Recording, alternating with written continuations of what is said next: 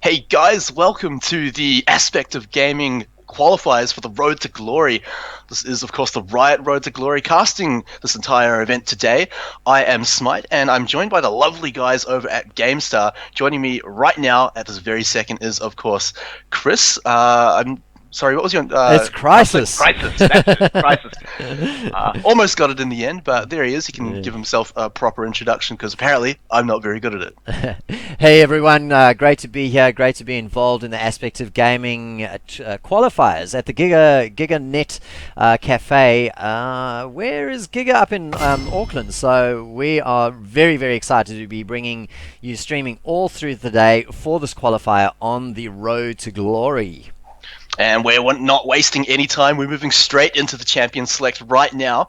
Of course, this is the round of 16. There are 16 teams competing in this matchup. We are casting only one match from each round because we're only a few guys who can't do them all. But the first match we're going to be casting is SmallApple versus YehNah. And just going to confirm, but I think it is SmallApple on blue team and Yes. YehNah on purple team. And those are the teams we're going to have today. The format, very simple. Best of one, all the way until the finals, which is a best of three.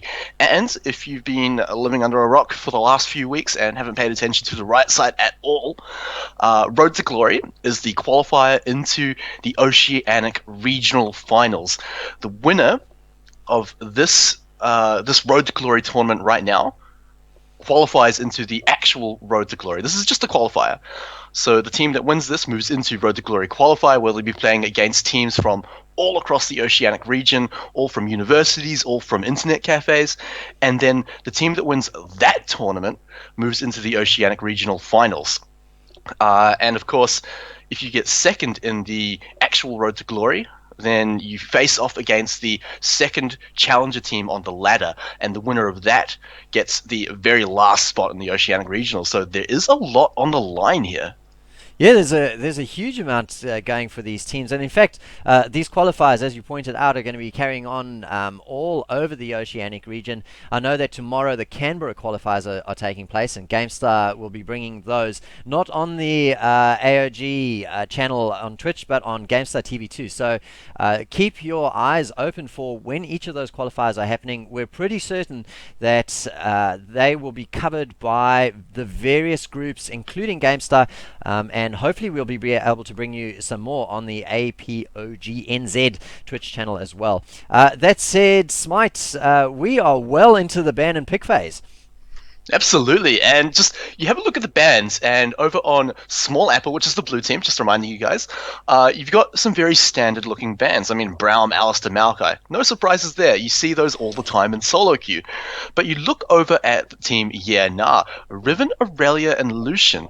Those look very targeted rather than just standard strong bands, and I wonder if these guys have been doing a little bit of research into SmallApple already, and that's pretty impressive, I've got to say.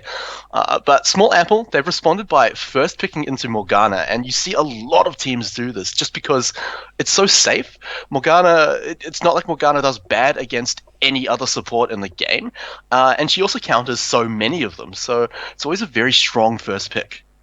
Yeah, it's interesting how you don't see a lot of Morgana in the LCS at the moment, and I guess it's because we've gotten to the stage of LCS where people don't want to be safe anymore. They want to pick a champion that they can use to make plays.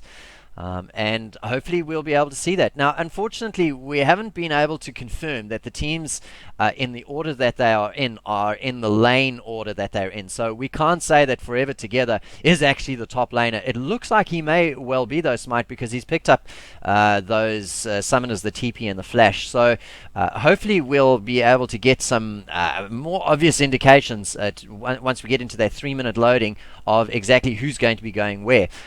I'll just run very quickly through the teams that are representing on the stream today. So we got SmallApple on the left, Forever Together, AT Blue, so I guess we'll just call him Blue. Oh My God, New. We'll call him Oh My God. Yeah, Oh My God. Shiv and VSOP. VSOP. That's VSOP. a cool name. Yeah. I think that rolls off the tongue.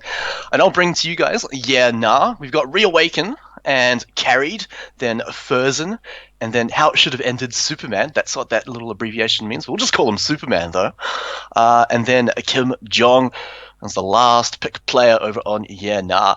And almost every champion has been picked so far.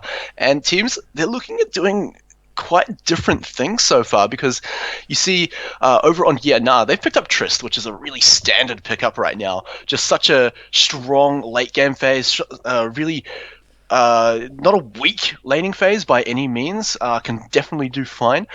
And Tristana, she used to have a mid game power dip, I guess, where generally a lot weaker than most AD carries until Trist gets 2 or 3 items. But really, it's not so much the case anymore, which is why Trist has been such a contested pick lately. And definitely no surprises that it is one of the first picks that they picked over on YehNah. Yeah, I was just reading how Tristana is pretty much she's a pick or ban these days, and I would say that's probably because it's so expensive to buy attack speed. So really, any champion that can scale attack speed with levels as a fantastic advantage. And I guess the negation of that mid game spike is that static shiv. Yes, Static Shiv, Rapid Fire, even, and also the fact that Infinity Edge as the first item is a lot stronger than it used to be. You're not seeing champions rely too much on sort of the Legolas builds that they used to a few patches ago, which was the Bloodthirster, Last Whisper. Those builds just aren't as good anymore. So the real auto attack reliant champions like Tristan Cog, they've just exploded onto the scene, and it really makes for amazing late game team compositions. Speaking of late game, there's also Rise and Zed over on SmallApple, which means they're not going to be too far behind if they do get delayed into the late game. They're not going to be too worried about that Trist because, of course, they've got Zed, and if Zed can get anywhere near Trist, then it doesn't matter how much of a late game hyper carry you are if you're dead. Well, we'll have to see if Zed is going to be able to get near the Tristana, as you say, because there's a lot to disrupt what he does. And of course, there's always that get out of jail free card that the Zillion brings. So we'll have to see if Kim Jong is going to be on point with his ulti. Yeah, and interesting to note, there's not a single Ignite being run on YehNah, so they're looking for complete safe play, and also it really suggests that they do want to get into that late game. And we haven't talked about this at all, but that Nah pickup, which I'm assuming going to be in that top lane, is going to be really interesting, especially against Rise, because Rise, he does so well against champions that, of course, melee, because he can just harass them out of lane completely. Nah, he's melee half the time, so it's going to be all about how Nah capitalizes on his little form and how well he gets the farm during that, and if he can sort of wear Rise down so that his Mega Nah form can jump on that and capitalize on it. And at the same time, Rise doesn't have the best escapes ganks. In fact, he has 0. He's got the movement speed boost on his ult, but that doesn't matter if you're getting ganked before level 6. And Vi can really provide strong ganks even before level 6. Yeah, and I'm pretty certain that Vi's Q doesn't get stopped by the Rune Prison as well. So even though he's got that half a second kind of moment where he can start running away, I think the Vi will be able to close the gap before the Rune Prison stops him and get that little knock up onto the Rise.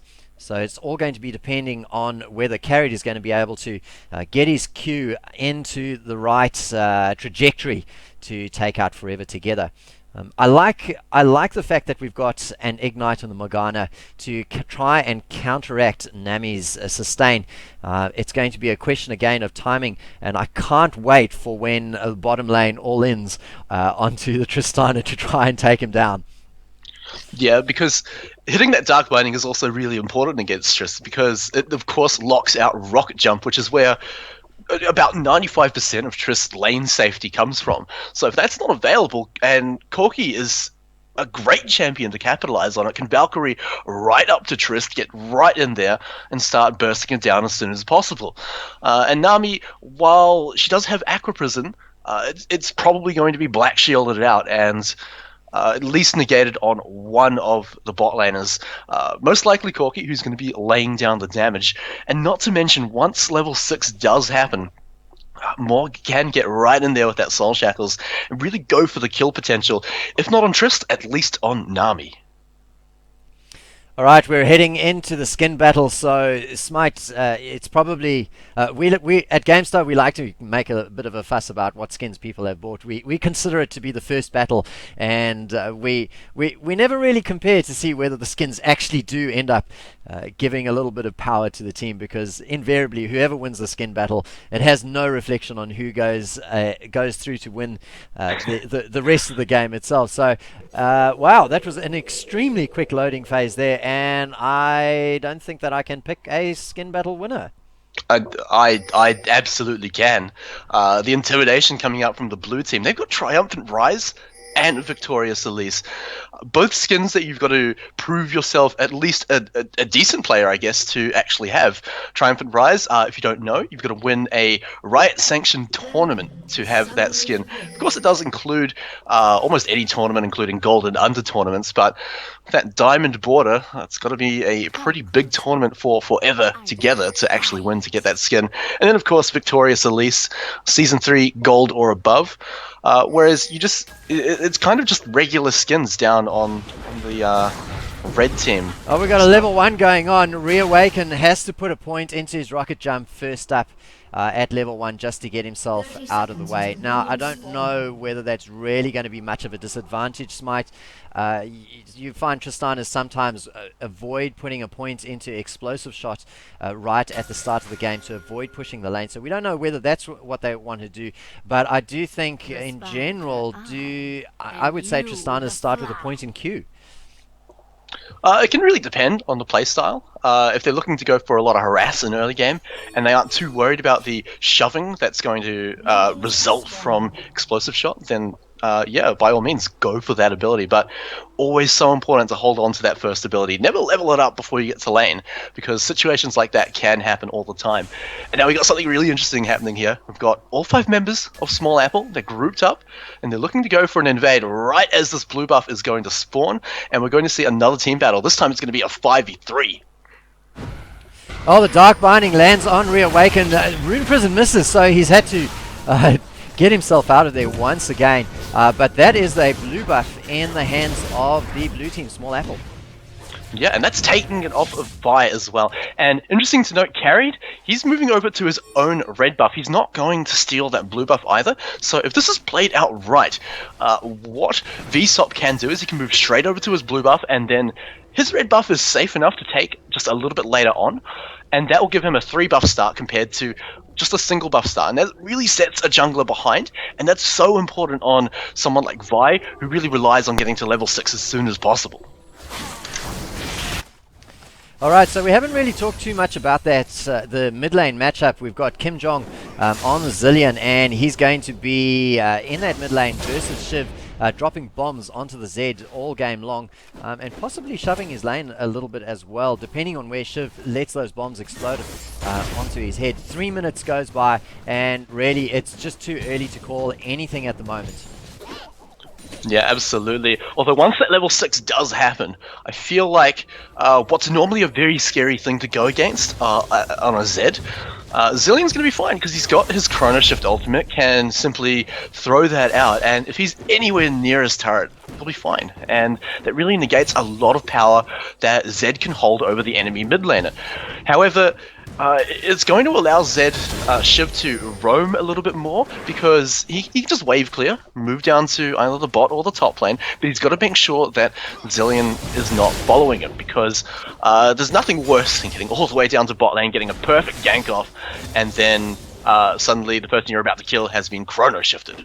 Yeah, and of course Kim Jong has that lovely little speed boost, so he's going to be able to, as long as he reacts in time, he'll certainly be able to get down to the lane and disrupt things. Lovely Dark Binding from Oh My God onto Reawake, and they're really pushing this lane down at the bot lane, and well, getting their Ras down beautifully, but it remains to be seen. Superman could max his heal and just sustain Reawaken back to a position where he's able to hold onto the lane.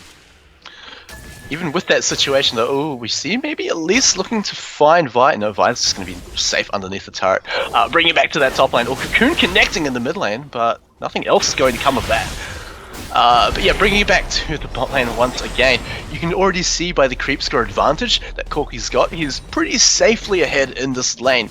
But in the words, I think it's Double Lift that I'm quoting here, he says that Trist can be behind about 20, maybe even 30 CS at the end of laning phase and still technically have gone even, just because she scales so hard into the late game. So it's really on AT Blue and Oh My God to really win this lane as hard as they can. Oh, in the mid lane! We got a gank. Well, it didn't even need a gank in the mid lane from VSOP. He arrived just to actually watch Shiv just take the Zillion down. Nice and easy. And that will be, well, I think Zed hits his first power spike at level 4, so having an extra point into his leveling was enough to seal the deal. VSOP kind of has the wah-wah as he walks away, doesn't get an assist. But hey man, there's nothing better than, pulling off a kill in your lane and then pretty much having your jungler come out to cheer you on as you've got the kill. But then again, it's the worst thing as a jungler. You're going to gank a lane and then they just kill them before you get there. Honestly, I know that. But regardless, 1 kill, first blood even over to Zed. And he's going to go back and pick up that Bilgewater Cutlass. So he's going to have even more kill potential from that. And that's going to be really important when we move into the roaming phase. Once he hits level 6, which is very, very shortly, he will be able to roam around. And if he times it right, ganking Furzin up in the top lane, once he's transformed into Mega Form, he's got almost no escape. So jumping on him with Deathmark then, as long as he doesn't get hit by any of the stuns that YehNah can bring out, then that's almost a guaranteed kill. I hear what you're saying. Oh yeah, Rise just dropping a nice bunch of damage down onto Furzin as we focus on him. But the thing about YehNah, even though he doesn't have great escapes, actually look up at the top lane here. Yeah, we're there. Carried going in. Oh, Furzin's going to go down for his troubles. No, YehNah just in time pops up, forcing the flash out of Forever Together. He's running at the moment. He takes a house into the back of his head as he kind of wanders away. Is he going to be able to get there? Oh, we've got Zed coming in for the rescue. Furzin is going to go down as unfortunately Kim Jong arrives too late and Vi actually just turned around and said, look, see you later, mate. Luckily, they did catch out Forever Together in the end, who looked like he flashed back into YehNah, which definitely ended up resulting in his death. But regardless, a kill for each side, and it was actually Nah picking up the kill, so he may be having a little bit more of a good time up in top lane. We saw, basically when he's in little form, he's doing alright, but struggling a little bit in mega form to actually deal with Rise. But in the bot lane, they're about to take down the first turret. Yeah, Reawaken getting the rest down onto Blue, but it's really just bought him probably a one-way reprieve because I think that turret's got, maybe 1 auto attack in it, and then they'll be pushed back into the lane. So I guess the question is going to be, how does the bot lane of YehNah respond to this? So they're going to freeze the lane and free up Nami to go roaming, or they're going to try and get an early reply on the turret getting pushed down once Blue and Oh My God get themselves go and do some shopping. In either choice, they've got to be very careful. Well, Furzin taking a lot of damage up on the top lane, and once again, though, Carried is moving up on Vi. This time, though, there is no ward, so Forever Together is in a lot of trouble, but Furzin dropping incredibly low, using the hop into the middle of the enemy minions, and that's going to be the death of them. Assault and Battery coming out to catch Forever Together. Does he have enough damage to catch up to him? 1 more auto attack, and after getting out of Rune Prison, he's going to pick up that kill. Yeah, he's going to have to blue pill very, very, very quickly because Shiv is coming on the way up. He's going to look for a tower dive, take him down. Carried is right on the edge and decides he's going to queue away. And I guess Shiv he was between a rock and a hard place with the route that he was going to take to get up there. I think if he had gone round through the brush and up through into the lane, he wouldn't have arrived on time to stop the blue pill from Vi. Unfortunately, showing his face, Vi just used that Q to get away and get into safety. I would have liked to see him YOLO flash over the wall, just to go for the Deathmark straight away. But unfortunately, of course, this is a very important tournament. You can't take silly risks like that. This is not a solo queue normal game. This is very serious, so Zed's gonna not take silly risks like that. But regardless, of course, carried, he gets away. And while that was all happening, of course, Corki and Morgana, they took down the bot lane turret. And we were just talking about the options that YehNah have to do this. They can just leave the bot lane frozen, but if they do that, there's a lot of roaming power that can come out from a Corki and a Morgana, because Soul Shackles is such a game-breaking ultimate. You catch out someone with that straight after Dark Binding, and then Corki comes Valkyrying in, and then you've got the help of the laner there as well. Then they've got plenty of opportunities to get kills. And if Trist is nowhere near, then that's going to be horrible. Forever Together in the top lane, though, he's got reinforcements coming out from Vsop. Is it going to be enough to keep Furzin locked down? He's been sent to Rune Prison, and the rock gets thrown out, but it doesn't quite connect. Shiv in the mid lane trying to get away, has used the Living Shadow already, and a sped up carried is maybe going to catch up. No, there's the Living Shadow catching out, dodging that Vault Breaker, and Shiv is going to get there A-okay. Yeah, nice little exchange that was going on in the middle lane. Nobody dies though, so glad that we focused on Furzin getting taken down by Forever Together in combo with his... Whoa, AT Blue caught out by the Aqua Prison here. Valkyrie's away, but the teleport's coming down. Rise is about to arrive, but at the same time, so is Nah. He's turning around trying to burst down Tristana, but it's not going to be enough. Forever Together trying to catch up. Oh my god, it's arrived. Tristana eventually goes down, and now it's a 2v2, but Rise is putting out so much damage. Soul Shackles about to stun the red team. Tidal Wave coming out as a last breath for Nami, and Forever Together gonna survive only just before Vi gets there, and they're gonna walk away with a nice kill advantage there. Fantastic little play down there. Whoa, what's he doing? The Assault Battery comes out. Not really enough. Surprisingly goes onto Morgana of all people. Doesn't actually get the kill onto Rise. So, of course, with the reinforcements from Elise coming down, they pick up the kill and moving to Dragon. Nice little move over there. The 11-minute mark, and our first Dragon going to go down, and it's almost undoubtedly going to go to SmallApple. So 8-3 are the kills. The gold lead with that Dragon now up at the 5,000 gold lead mark for SmallApple. I kind of feel bad for Carried there, because I know for a fact that he almost definitely wanted to Assault and Battery Rise, but must have misclicked or something. Something went wrong there. Didn't manage to pick up the kill. But regardless, look at that gold lead. That's almost 6,000 gold right now. And that's what happens when you get a tower down and the first Dragon of the game. And then you look at the farm as well. Look at Corki compared to Tristana. Corki has almost double at 93 CS. And I was talking about how Trist can lose CS and it's not too big a deal.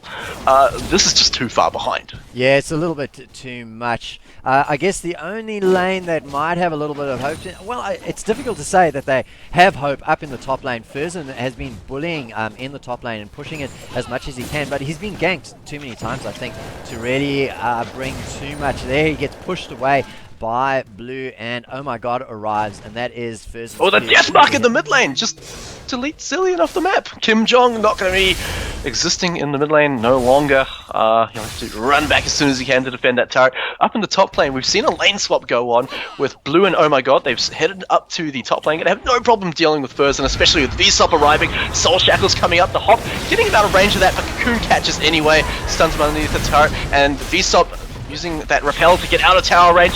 Assault and Battery catching out AT Blue, but Tower didn't want to shoot him one more last time, and they arrive with about one tower shot of health each. Yeah, very good kind of rotating of the turret's focus over there. Meanwhile, in the mid lane, Shiv pushing his lane, and he's going to be able to take down this turret. Surely, a couple of auto hits. He might take a hit from the turret. No, he doesn't. There you go. Takes it down. So that's two turrets in favor. We got Zillion rushing up to the top. Kim Jong gets stopped by a Dark Binding. He was hoping to pick up a kill in one of the brushes there, but unfortunately denied. Yeah, and I feel like it was a little ambitious as well. Would have really had to struggle for that kill. And now you see SmallApple, they're pushing up the mid lane, got a lot of pressure onto this turret, have a fair amount of wave clear and a bit of poke to do that siege. Look at the damage they put onto Dillion. Has to actually chrono shift to survive that, and Forever Together, he's still on a pursuit 3 levels above that Nami, can really put out the damage. Oh, Kim Jong getting a ras down onto Shiv, but that's really all it is, just a little bit of a ras. Things are really looking a bit difficult for YehNah at this stage. They've lost all three of their outer turrets at the moment. They're resorting to defensive warding only and kind of crouching around the middle there, trying to get a catch onto VSOP or Shiv, but really difficult to pick up a Zed who's dodging. Up in the top lane, YehNah has made an appearance. Furzin going up against Forever Together, and it's kind of anybody's game at the moment. The Rune Prison goes down. Forever Together pops his ulti and manages to dodge just a moment. Furzin having to pull back, and unfortunately Rise decides that's my cue. He flashes through to try and pick up Furzin, coming through to try and save the day. Misses the Q, but gets the red buff down onto Forever Together, who manages to get just within range of his turret over now. Is the assaulted battery going to come through? Oh, lovely little shot there with the E. Punching the tower so hard he gets the kill. Furzin though not going to be so lucky as he gets jumped on by the spider. The flash cocoon is flashed out of by Carried, who's going to get away. While all that action was happening in the top lane, we saw Zed. Shiv, he just deleted Zillion once again. Kim Jong just not having the greatest matchup against Zed so far, and just the fact that laning has gone so well for SmallApple right now. All they have to do really is just hold that advantage, keep going. And like I said earlier in Champion Select, they're not too scared of that Trist in the late game because they've got a late game carry of their own, and they've got Zed, who is 4-0-1, who can really deal with Trist anyway. And I think part of the key play that Zed has been able to bring to the game so far, even though we haven't had a team fight, we can expect it to carry over into the team fight stage, is that Zed has successfully procced the Chrono Shift. We've got to engage. Furzin takes a huge amount of damage. He's not going to get... Oh, he flashes away. Maybe the jukes will be enough as he forces a little bit of damage down onto Shiv, who's flashed away. Shiv comes back though and takes him down. He gets an unstoppable as he takes down Zillion one more time. The assault and battery is not going to be enough. Vsop manages to survive there, and in fact it's just deletion after deletion. Rise picks up the Nami, and oh my god, the support gets a secured kill onto who was it? Onto the Vi. And of course they pick up the kill underneath that turret. Trist not quite able to 4v1 just yet, and because of all those kills in the top lane, Corki, he's been completely free to push down that bottom lane, of course. So far ahead that he can 1v1 almost anyone on the enemy team. Shiv in a bit of trouble here, doesn't have Death Mark to get out of trouble this time, but just uses the Dark Binding from Morgana to get away.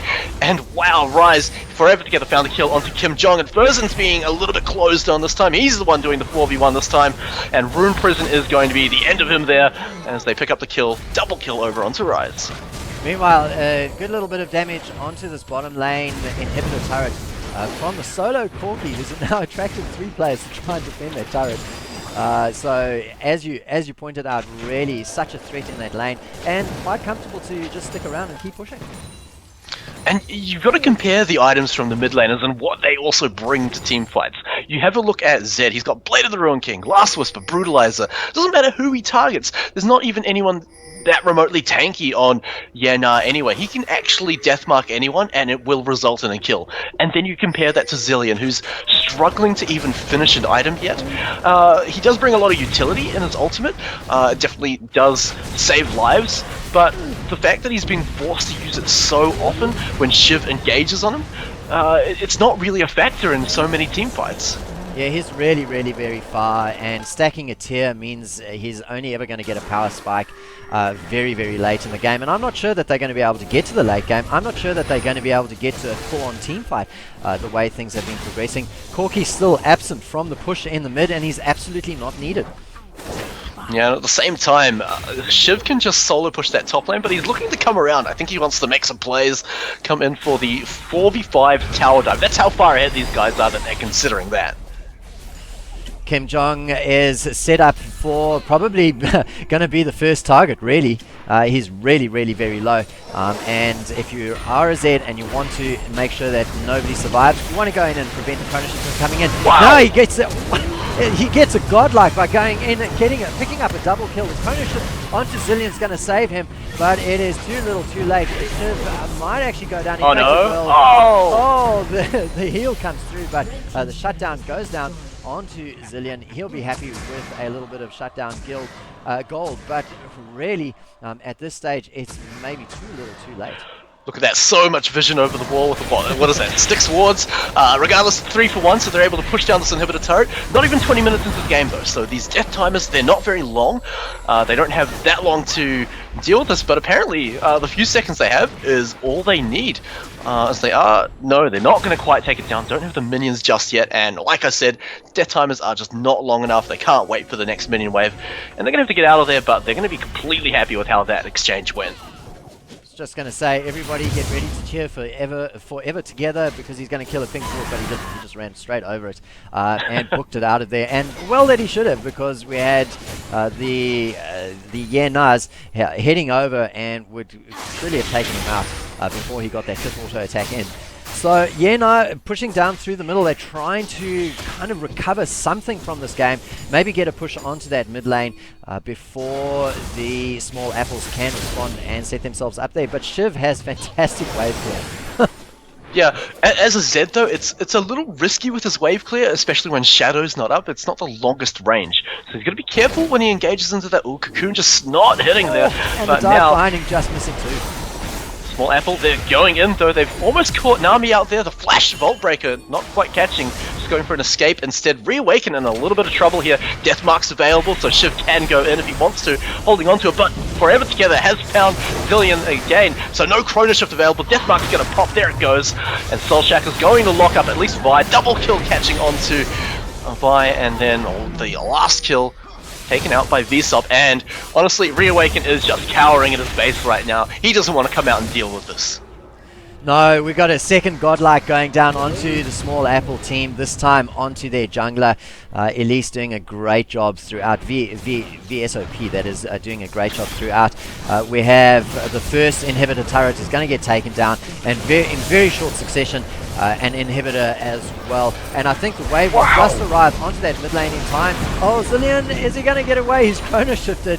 They're going to wait and try and stack things down. He flashes out and lives to fight another day. But in fact, they're not even bothering pushing through that mid lane. There's the ping now. For a moment there, it looked as though they were going to just move on to Nexus turrets. Yeah, but like I said a few times before, oh wow, they just take Zillion out as they're waiting behind the wall. Wasn't suspecting that. But these death times, they're not too long, so they can't go for Nexus turrets just yet. It's a lot safer to go for these inhibitor turrets. They've got the power, they've got the huge lead, 20,000 gold. There's no need to worry about the late game either. Oh, no, YehNah going in, but Morgana catches out a kill onto Carried. Furzen dropping dangerously low underneath his own turret. Aquaprison not quite connecting onto Corki. And they're going to start moving in to take this inhibitor turret with the next minion wave. Yeah, Rise moving on to the top lane. They seem to have decided, look, okay, we need to go back and spend some of this gold that we've picked up. Forever Together is going to stick around and just keep the lane pushed, and I suppose keep the red team really on their toes and say, look, you can't actually relax just yet. We're going to keep pushing. The pings now going down from SmallApples onto the Baron. Shiv though heading away from it. Of course he can't solo it, but looks like he's just waiting for his team. It'll be interesting to see how SmallApple go for this, if they're going to go for all 5 members there taking it out, or leaving someone to split push in the bottom lane. Of course Rise, he doesn't have teleport up just yet, so won't be available to do that. But someone like Zed, dodging the Dark Binding, but it doesn't really matter as Zed has found Nami. Assault and Battery comes in to catch him out. The Chrono Shift kept Nami alive, so Zed's ability is down, but Shiv does pick up a double kill regardless. Furzen trying to juke away, but I don't see it happening. And does get taken out. Now this is a 4 for nothing, and I cannot see a single thing that is going to stop SmallApple just going for the win here. Yeah, Rise deciding he's just going to stand in front of the turret and take the hits to the face as the rest of his team arrives and pulls it down. Now the second inhibitor is going to go down, and once you're at the 2 inhibs down stage, it becomes very, very difficult to defend. Really, all the options open to SmallApple at the moment. They can push down Nexus turrets if they want. They could decide to delay things a little bit and go and pick up a Baron, but I don't think that they're going to do that. They've got victory in their sight. This first game in the qualifiers for the Road to Whoa, game. and taking out Nami straight away. One Nexus turret left, Zillion taken out by a Dark Binding at the same time, and as this Nexus turret's going down, Morgana tanking everything up. They're going all in to get that Morgana and then just leaving because that's all they want. They shut down Morgana, but at the same time lose quite a few members of their own team, and now this is going to be the Nexus completely open. Deathmark into the fountain, takes out Furzin, but of course that laser is a little bit too strong, takes out Zed at the same time. This might be the moment that they take out the Nexus. Yeah, it all depends whether anybody pokes their head out of the summoner pool, because if they do, they'll get smacked, I think. There you go. Oh, Superman almost melts under the attention of Elise and Rise, but he gets saved by the Nexus exploding. And that's our first victory of the day. Smite going to SmallApple. Yep, and they're going to be moving on to the next round pretty clearly. If you guys are familiar with the brackets, I believe they'll be showing up on the stream at some point. But that was a match G, so they'll be moving over to face the winner between Reloaded and DMS. And judging by how quickly that game did end up going, I don't believe we'll have the next game just finished yet, so there may be a little bit of a break until we bring the next game to you, which will be match I, which is the winners between Villains and Limiting Factor. They'll be playing up against Apex, the winner of Apex versus Killer Crown. So stick around for that, guys. Obviously, we've got a lot of talent in that first match right there. SmallApple really pulling out the big guns as soon as they can. But don't go anywhere. We'll be back very, very shortly.